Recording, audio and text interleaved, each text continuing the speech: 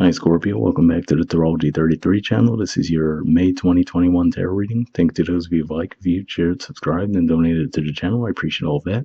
And for those of you new to the channel, what we have in front of us is a Celtic cross spread as always, and I also pulled an Oracle card and a Mudra card for you guys, but we're actually going to start the reading off by rolling these astrology dice that we have here to see where your focus will be as far as that goes. So we'll get started with that. Okay, so we have Virgo. So for you guys, that's your 11th house of friendships, groups, hopes and wishes as well. We have 7, so that's your 7th house, which is Taurus, which of course, we're going to have plenty of energy in there throughout the month of May. And we have Uranus, so also in Taurus, so definitely going to be an area of focus there as well. Could represent sudden changes, sudden insights. All right, so with that out of the way, we'll get started with the main spread. And I'll knock cards all over. All right, main situation position, we have the 3 of Wands. So this is actually Aries energy. And for you guys, that's your 6th house of work, daily routine, health. So this could just be saying that you've put in work towards something, quite possibly literally work, and now you're waiting for those rewards to come in. Now, this could be pointing back to the timeline as well. Possibly this is something that you might have started around the middle of Aries season. And, as we get into May, you could just be waiting to see the results of that work come in. For some of you, it could be, like I said, quite literally something you've done on the work front. Or let's say if you start a new health or fitness routine, you're waiting to see the results of that start to kick in. That's what I see there. All right, in the challenge or obstacle position, we have the Chariot, which is the major arcana card for Cancer, which is your 9th house. Mars will be there pretty much all throughout May. We have the Strength card, which is your 10th house of career and social status. And we have the 3 of Cups, which is Cancer energy again, so 9th house energy again. Now, the 3 of Wands, this could just be saying that if that's the stance you want to take, which is to, wait for things to come to you, it might require a little bit of patience, right? Because with the Chariot coming up in the challenge position, it could just be saying that things might not be moving your way the way you hoped. And to me, that's what the Strength card is saying there, that, if that's the approach you're going to take, you're going to have to be a little bit patient. And for some of you in a more extreme end, it could be saying that it might actually take until Cancer season for you to fully see the results of what you're working on or what you have already put work toward. But for some of you, to be fair, given that we are going to have that Cancer the Mars transit through Cancer, wherever it might be sometime in May. Doesn't necessarily have to be all the way in Cancer season. But yeah, that's what I'm seeing there. That's more of if that is your strategy to say, you know what, I've put in X amount of work, I'm going to wait for things to come my way. I'm not going to put in any more effort. For others of you, this could just be saying that, you could be asked to continue to put in some effort, but to temper it, right? So, it's not saying that you have to go and put in the level of work that you have to this point to make you feel like you're, in the right to be in that 3 of Wands energy, but it could just be saying to continue to move forward. Maybe a little slower than you'd like to, and eventually you will actually see the rewards of the work you've put in there. All right, in the foundation position, we have Temperance, which is the major arcana card for Sagittarius, which is your 2nd house of finances, possessions, self-worth, and the King of Pentacles, which is Taurus energy, which is your 7th house. So we did see that come up in the dice. And also there are the natural rulers of the 2nd house too. So you see that connection there. But what this could just be saying is that, if you were having some trouble with getting your finances in order this month, it looks like you'll actually be able to take care of that. So that you might actually get some kind of an influx of money that'll actually help you in that regard. For others of you, it could just be saying that that's the best use of your time for this time as well, which is to say, if you are waiting for some rewards of some work you've put in to come along, this could just be saying that the best use of your time in the meantime might be to actually get your finances in order, so when that does come in, you'll be ready to roll. And for others of you, if this is around a relationship, given that Taurus is your opposite sign, and we did see the 7 come up with the dice as well, Could just be saying that, this would be a good month to actually restore balance around the romantic connection as well. For some of you, might actually take until we get that full moon in Sagittarius toward the end of May for you to see that progress, but it's definitely a possibility this month. All right, past position in the spread, we have the King of Cups in reverse. So this is actually Scorpio energy. And for this to be in reverse could just be saying that you guys might have been feeling a bit out of sorts, right? Maybe things that you were hoping to go your way haven't been going your way just yet, right? Maybe you felt like you were overworked. And this could just be saying that, you feel like maybe you just haven't been seeing the situation clearly. So there could have been a little bit of self-doubt in the picture for you guys as well. So that's what I'm seeing with that. All right, in the present position, we have the Five of Cups, which is actually more Scorpio energy. Represents the first 10 degrees of Scorpio. So for those of you who have a placement in those degrees, this might resonate a little more. But yeah, I feel like this is some disappointment, and given that we see the Three Cups spilled there, and we see the Three of Cups in the challenge position, could just be saying that you're disappointed that you haven't been able to celebrate whatever you've been working toward up to this point. Maybe you thought that the results would have already come in. So again, I feel like what you're being asked to do there is to be a bit more patient around that. And what always stands out to me with the Five of Cups energy too is the neutrality of the background. We see the gray background, whereas obviously we see some yellow backgrounds, blue backgrounds, black backgrounds, but here we see like just that gray background, which to me points to the neutrality of the choice of you could focus on the three spilled cups or understand that there's already two waiting for you that actually you could put some work toward. And that brings me back to what I was saying there, where the challenge could be for some of you to not necessarily put in the level of work you have in the past, but to continue to work, and you will see those rewards. So that's a perfect example, right? Which is saying, okay, the Three of Cups you were hoping for hasn't kicked in. At the same time, if you were to continue to work, you wouldn't be starting at zero, right? There's already two cups there. You would just have to continue to work toward one more to get you to that Three of Cups level you're originally hoping for. So it might just take a little longer than you'd hoped, but that's what I see there. All right. In the near future position, we have the moon.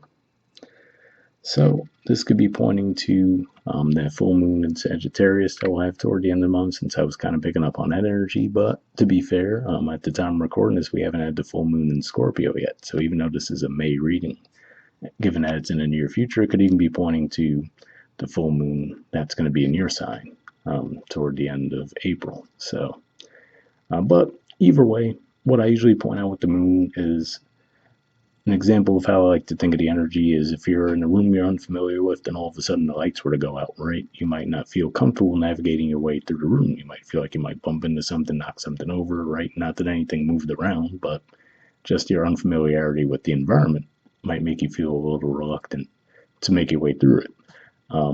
Whereas when the lights were on, you were perfectly fine. You could see everything clearly in front of you. You weren't worried about any of that. So could just be saying that, you might not be seeing a situation too clearly right now, but that could be a call for you to go inward and kind of feel your way through the situation to get to your destination.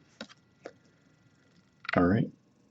And the position of your influence in the situation, we have the Justice card. So this is actually the major arcana card for Libra, which is your 12th house. So yeah, this could just be saying that you're really stuck in your head around a concept of fairness, right?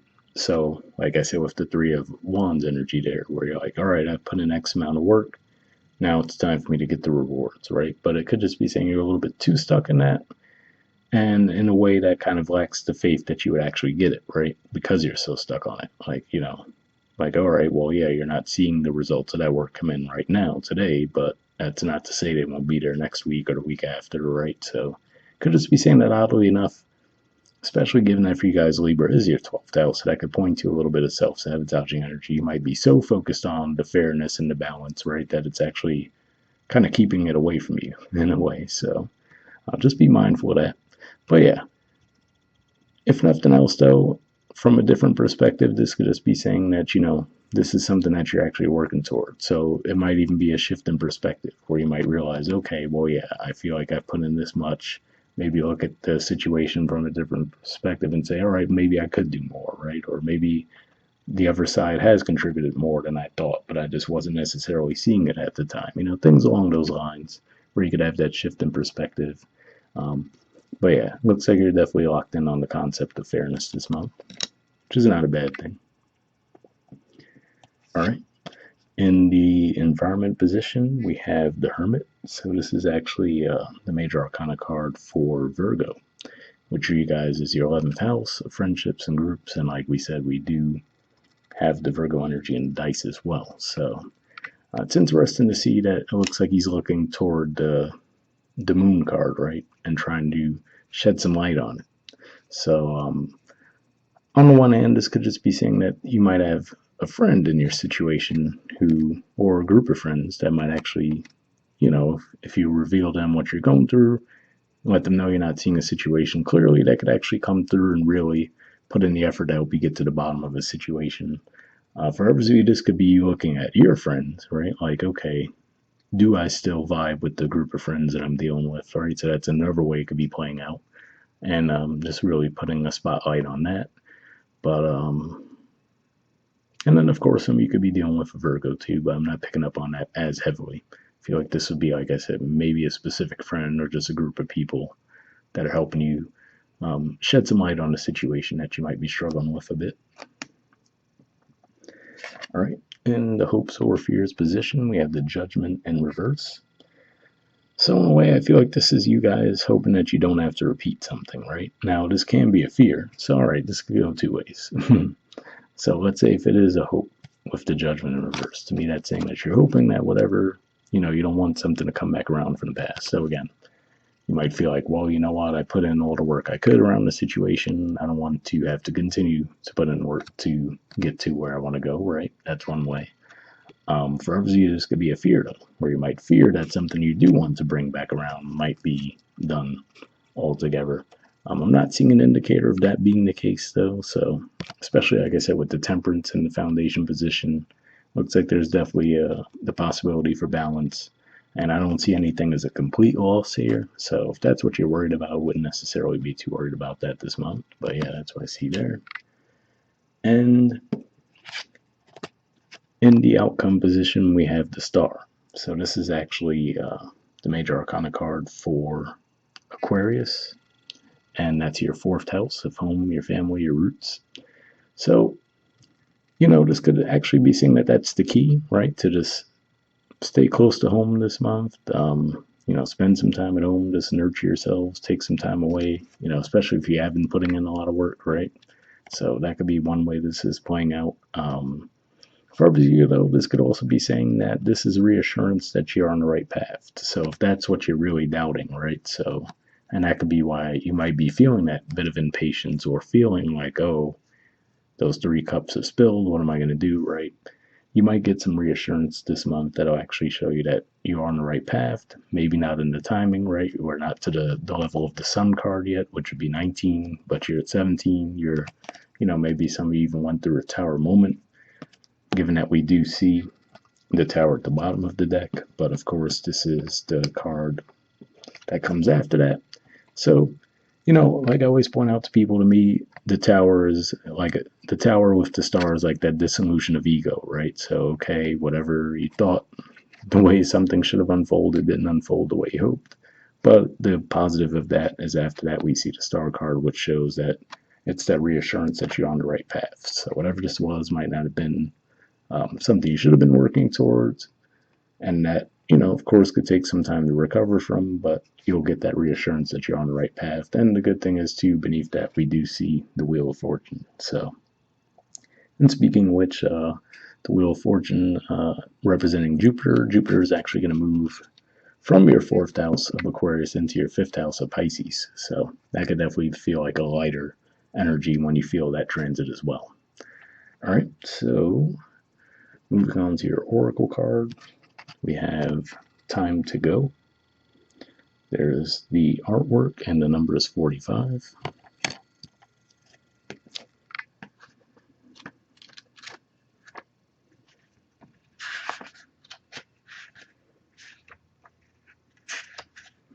Okay, it says endings, completion, walking away from something because there is nothing else to learn or experience. The Oracle's message: you are at the end of one journey and have not yet begun the next.